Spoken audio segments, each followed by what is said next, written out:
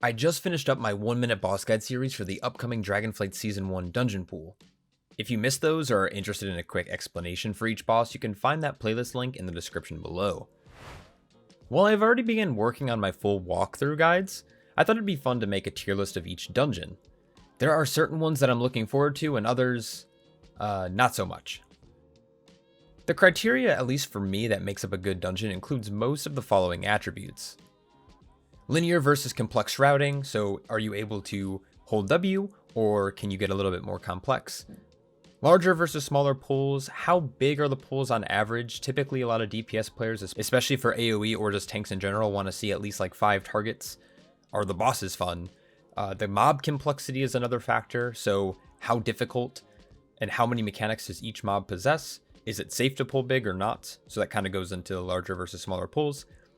Also, something that people don't really think about is like optional counterplay. So does the dungeon have a lot of decurses or require a lot of stuns or a lot of kicks? And then classes being able to opt in or out of those certain things in their talent tree. So it's a little bit more niche. And then lastly, like checkpoints in general. There are definitely a lot of other things that can go into ranking dungeons, like atmosphere, the timer length, and general pacing, but I figured I'd keep this list at least a little bit shorter. Ranking dungeons also completely subjective, and this video is really just for fun. Not everyone has to enjoy Core to Stars or, I don't know, Algethar Acadmey as much as I do. Actually, wait, no, yeah, you have to enjoy Algethar as much as I do. But with that in mind, let's get into it. Let us start off with the Dragonflight dungeons, and then I'll talk about Legacy dungeons in a bit. I'm going to start with Algethar, and I'm going to put it in S tier. I know, strong start, but let me get into why. First and foremost, this wasn't really on my criteria list, but I love dungeon buffs. One can admit, buffs like these are sometimes really obnoxious, like with certain Covenant buffs, or overpowered, like the Shockbots in Junkyard. Algethar keeps it simple by offering small 5% secondary stat gains. Especially early on in the season, your class, whatever it might be, will just feel better to play in this instance. Mostly due to the 5% extra haste or the 5% extra crit or whatever you decide to use. The dungeon also has phenomenal routing. You can progress towards 2 different bosses from the start. You can also easily avoid a lot of the trash without using, Shroud or complex CC. Accompanying the great routing, the mobs in the dungeon aren't very complex either. Admittedly, there are a few dungeon mobs that are dangerous, but nothing that is overwhelming despite being able to pull consistently over 7 targets. DPS players and tanks alike will definitely enjoy this dungeon. When it comes to boss design, the fights are simple and straightforward, for the most part. While coordination does help, pug groups should have a much easier time and a much more enjoyable time in this instance. The one thing I would have to complain about, though, are the checkpoints. Well, there are none. This means that if you die or wipe and release, you will be back at the beginning of the instance, and honestly, this only feels bad if you're far away from that checkpoint, like if you're at Croth or the Sentry mini-boss. This dungeon deserves an S tier every day of the week. I think most players will be eager to see this from their vault at the start of the week, or if their key rolls into it throughout pushing. Alright, I'm going to swing right down to the bottom of the tier list. The Nokhud Offensive takes a solid stance in D tier, and here's why. Open world dungeons are great, and I think that's the one thing Nokhud has going for it. Not only does it utilize the full zone, but it also lets players travel by dragon riding. I personally love this feature, but I know it's going to get boring pretty fast and a headache for groups that constantly wipe. They did, right before the end of beta testing, add a flight path, but it's painfully slow. Almost as if it was designed to give you enough time to go make a sandwich or another coffee. The routing through here can also be optional, but without killing bosses in a certain order, it's difficult to traverse the dungeon, or at least before unlocking additional Dragon Vigor points. The mobs here are overly complicated. Almost every single mob has a mechanic or 2, and your group needs to pay attention to them. Not even top players enjoy having to manage this many abilities, let alone pugs. Not to mention a lot of the abilities even leading up to the end of testing are just overtuned. Another thing that I noticed is how complicated the bosses are compared to the rest. It feels like every boss is very punishing and requires a bit of coordination. Granith, the first boss, is a great example of that. While having mechanics that you have to interact with are cool, I found that most of the time the DPS in my group just wouldn't even notice the ad before it was too late, which led to a wipe. All 4 bosses feel this way, and I can't imagine how demanding pug groups are going to be because of this place. I don't want to seem super down on this dungeon because through rose-colored goggles, this dungeon is really cool and different, but Blizzard needs to tune, nerf, and probably remove a lot of the mechanics in this instance overall.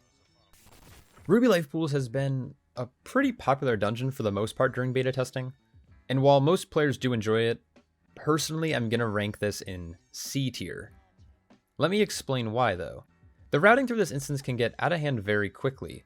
Even if you hold W through the instance, you'll end up roughly 10% over. That means that any misstep from any player immediately starts eating away at a fairly tight timer. It's also extremely linear, which means that in order to optimize your route, your group needs to be relatively coordinated.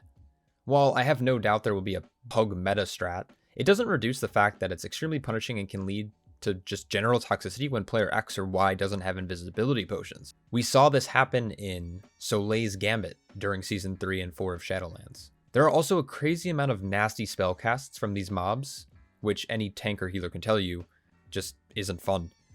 The Cinder Bolts and the Ice Bolts will deal a ton of damage, while casts like Ice Shield can just add a ton of time to your keys. Even when you kick, the mobs are casters and they're likely just going to keep casting after the short lockout.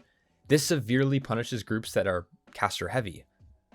The redeeming quality about this instance really comes down to boss design. I think all the bosses in here are quite fun, and while they can be punishing, are just simple in nature.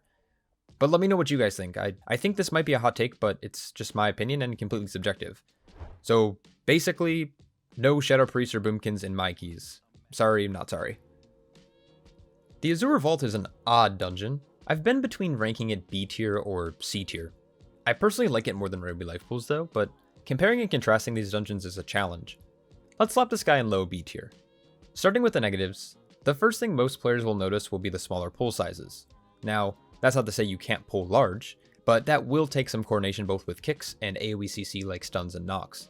There are also these shriekers that patrol the vault that will spawn extremely nasty trash. Once these are triggered, whether it's on accident or purpose, there is no going back. This means that if someone triggers these shriekers, you have to completely change your route unless you don't mind going over percent. Which, when you're up against a timer, is not a good thing to do. The only thing that turns me off is the ridiculous checkpoint. Once you kill the first boss, you unlock a quote-unquote checkpoint, but you'll soon notice the outrageous runs you have to make after you die or your group wipes. The next checkpoint isn't until after the second boss is defeated, but this is a crazy far run if you happen to wipe on Azure Blade. Even after defeating Azure Blade, it's the same for the third boss. If you happen to wipe towards Talash Greywing, the run will just chew away minutes from your timer.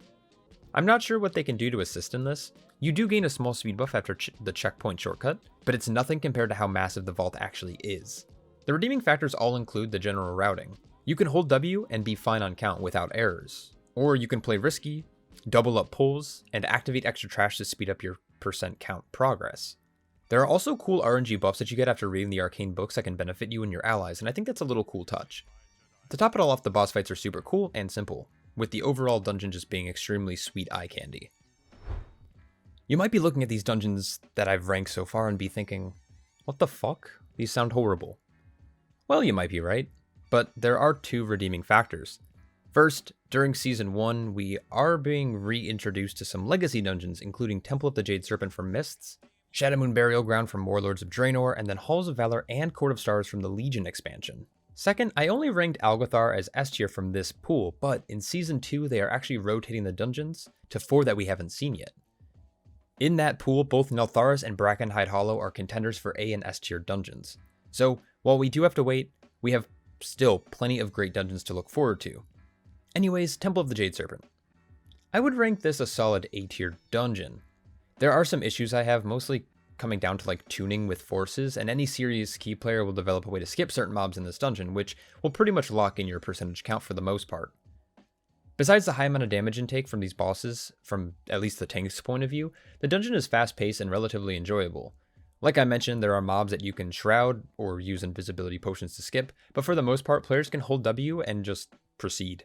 DPS players should, for the most part, enjoy these pulls because similar to Algethar, you'll find at least 5+ target pulls, which means that DPS can fully optimize and maximize their damage output for their rotation.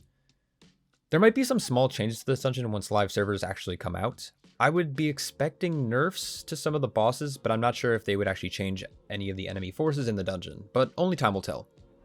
Shadowmoon will also snag a spot in the A tier, probably slightly ahead of Temple. This dungeon has really shaped up to be one of my favorites. There isn't a ton of mob complexity, but there are still important mechanics and debuffs to be aware of.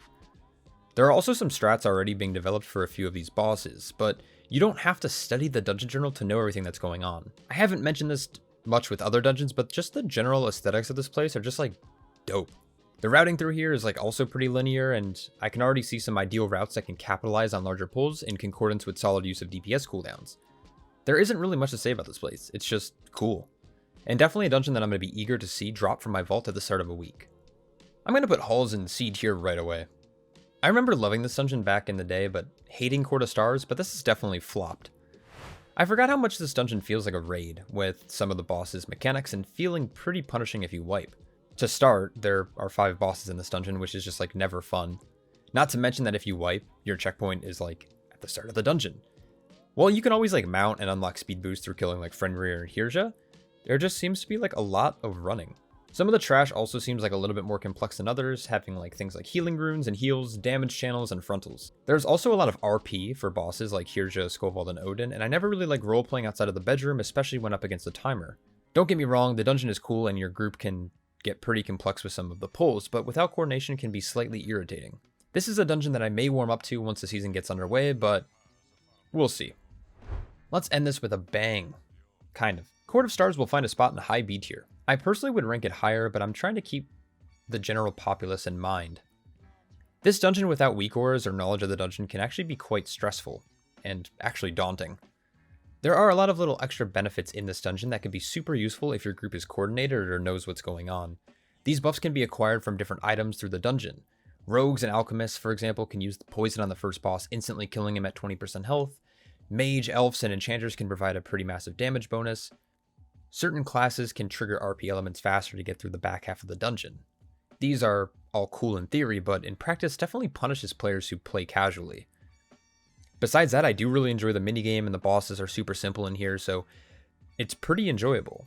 There are some trash mobs that can be fairly complex, but there's no reason to pull big, only if you want to. Players who aren't familiar with the dungeon can opt into holding W without much backlash. Just be sure you disable your 5 beacons before starting the first boss and you should be good. Anyways, let me know what you guys think. I'd love to hear your thoughts in the comments below. If you think Algethars is any less than S tier, just please think about going to church because you clearly need Jesus. Huge shout out to all my Patreons, especially Linus, Brian, and Swolebear. Without these guys, there'd be much less of, well, whatever the fuck this is. Anywho, I hope you guys are all staying happy, healthy, and I'll catch you all in the next one. Peace.